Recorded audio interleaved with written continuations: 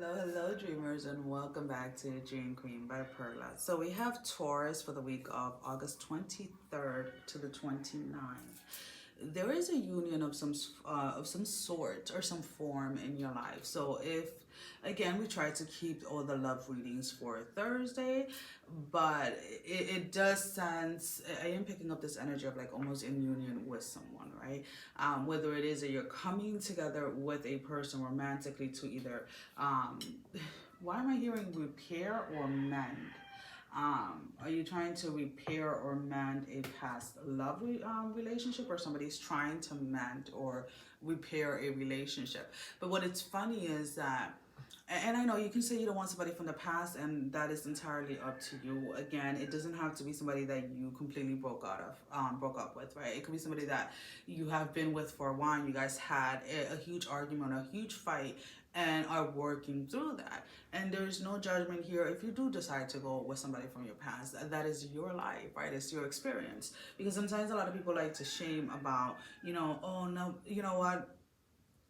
We continue to go back to certain things until we've learned our lessons. And that's just what it is, right? And then that's not just in relationships, that is just in patterns, right? So you continue to restart your workouts until you become consistent enough when you're not stopping, right? So it's kind of like that space. And I apologize in advance for the background noise. I am out of the country at the moment, so my setting is a little different for this week anyways.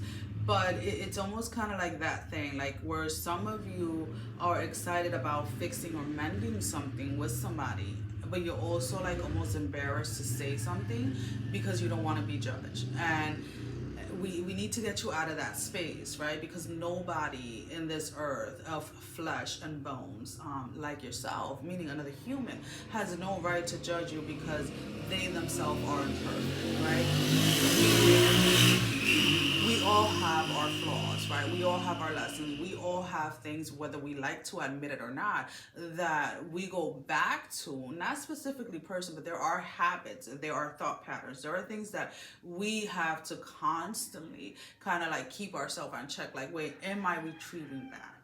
Or do I have to go back into the space because something is triggering me? Something doesn't feel right. Something is not healed here. Something has to be repaired. Or I have to see, why am I addicted to this? Why am I always continuing with these habits, right? So the only difference is like when you physically go back with somebody, people can see what hurt you, right? If that is the case. But for those of you that are in a situation like that, do not allow that judgment from other people or what people are going to say stop you from whatever it is that you want to go back to, because there is a repairing or mending of some sort. For some of you, if this is not in regards to love, there is a mending or repairing of a situation. And this is, I'm trying to get it as clearly as possible. I'm also trying to not talk as fast because everything is coming in like at more than 1,000 this week. I am in my homeland where I was born, but it's almost like somebody, if you work for somebody, right, and you have like a supervising position or something like that, the people above you fucked up like real bad, either with a calculation of something or with sales. The whole thing is that somebody above you, when it comes to work related, they have a higher status than you or whatever it is, fucked up big time. And it's almost like you and their boss, right? Which is also your boss by default, right? Now have to mend the situation. So this could have been a situation where you were passed on for a promotion, or they hired outside the company or whatever it was, and because of the person's title, right? But the person had no actual experience within the field. And now the person made a huge boo-boo, and now it's like you have to come together either with that person or with someone else to mend and repair or fix the error that the person made, because they themselves cannot make it. I'm not sure if you can follow, but that is the way that it's coming up. My voice sounds so weird, and I'm trying to figure out why. Sorry guys, I need some water. But it's almost kind of like that thing, like something is needing your repair, something is needing your energy and your time in order for something to be repaired. And I hope that makes sense, but that is the way that it's coming up. Some of you are really in this energy, like seriously, like I told them this, like it's almost kind of like, okay, you know, like when you tell a child not to do something because you've had the experience, because you can see it, right? You can see that if they continue to do something, they're gonna hurt themselves, right? And you're just like, well, you know, John, Billy, whatever name you want to use, and you're telling the child, like, you know, don't do that, you're gonna get hurt. Don't do that, you're gonna get hurt. It's like, okay, let's use the example of like a outlet socket or whatever, right? Like, don't put your finger in there because you're gonna get electrocuted. Like, don't put your finger in there, you're gonna get electrocuted. And it's like, until they don't feel that little shock, they're not gonna believe you, right? So they're gonna keep on trying, like whether you put protectors or whatever, they're gonna try to get it out. They're gonna try to get it out. They're gonna try to take it off. They're gonna try to find an outlet that you forgot to put the cover on or whatever it is, because they want to see, they want to prove to you that you don't know, or they want to prove to you like they can do it without needing your help, or they can do it without getting hurt, or they can do it just because you couldn't do it doesn't mean that they can't do it. It's that type of energy, but it's like you're not telling this person within the situation, like especially if it's at work or whatever, you're not saying it because you're trying to prove a point. You're literally trying to, one, avoid them going down that path or down that road, because you know that once everything blows over, once everything gets out of control, you're the one that's going to have to come in and repair it. You're the one that's going to have to come in and now have to put extra work or extra time into fixing something. And that's kind of like the energy that I'm picking up. But the only good thing here, to be honest with you, is that you don't have to do it by yourself. There is a pairing up of doing it with someone else. And you're just like, seriously, it's still fucked up, because I still have to do it, right? I still have to like go ahead and fix something that could have been avoided. And unfortunately, whoever it is that messed up in a situation, whether it's at work or within a relationship, whatever, they had to learn that way. They're in this space, or in this, they're in this space where the learning from them is coming from big like fucked up, like fuck ups, let's put it this way. And I know it sounds so weird, but from time to time I feel that we all experience that energy where we need to realize that we allow our egos sometimes too. And we're not going to get into the whole big deal here about egos and shadows and this and that. And we're not labeling them as negative or positive or anything like that. They are an aspect of ourselves, right? They serve a purpose. And the result of it, let's put it this way, can either be perceived as negative or positive. But what I'm trying to say here is that there are times when we take the tougher road, right? That road that has the most challenges, because our ego is like, no, like, I got this, right? When we don't, because we really don't know enough of a situation, right? So our ego can sometimes protect us, or sometimes throw us in the line of fire to kind of be like, let's learn this lesson. But regardless of it, there's nothing to, like, you can't just go around, well, you know, I was in my ego, and kind of like not take responsibility, because it is still part of yourself, right?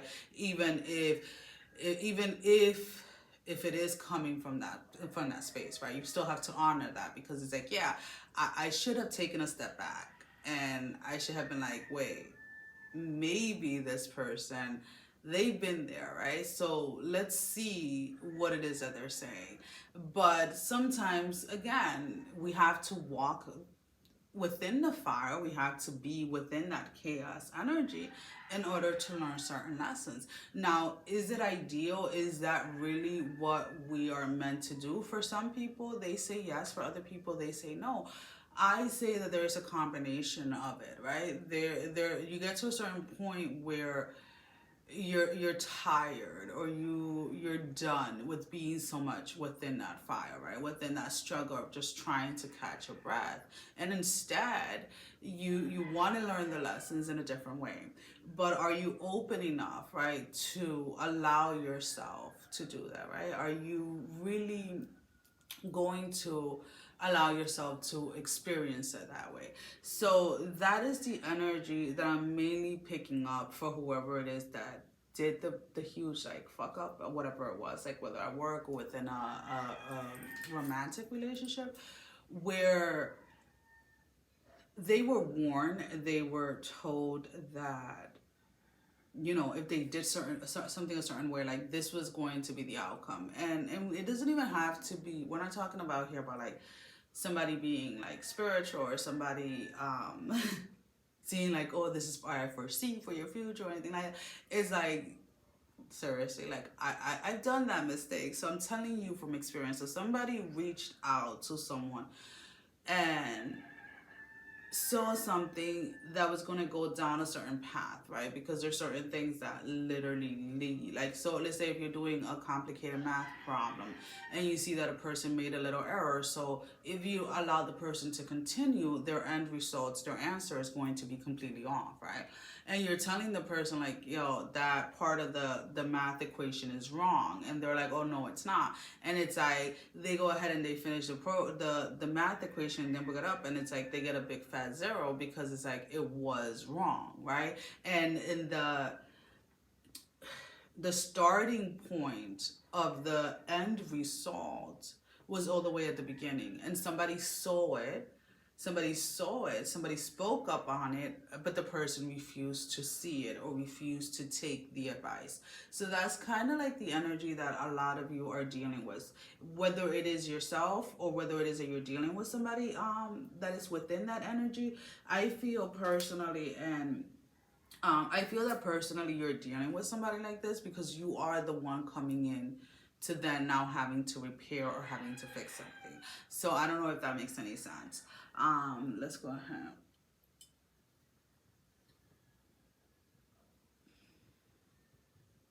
For others of you, it's almost like the space of like, okay, but how long am I gonna have to continue on cleaning up their mess? It really depends. If this is at work, which is the main energy that I'm picking up, um, can you afford to leave this job and look for another job? Um, are you in a position where your voice is heard and things can change? Because there is a being fed up type of energy of like, you're tired of fixing someone messes, you're tired of cleaning up after them, you're tired of having to repair everything that they break when it could all be avoided. So it's almost like this energy of like your time is being wasted because you're constantly cleaning up after someone else. I don't know if that makes sense, but that's the way that it's coming up. So we're going to go ahead and we're going to pull out 3 oracle cards. Now these can be confirmations to the reading, confirmation to something that didn't come out in the reading that you are inquiring about, or simply your advice. So 3 cards, Spirit, 3 cards.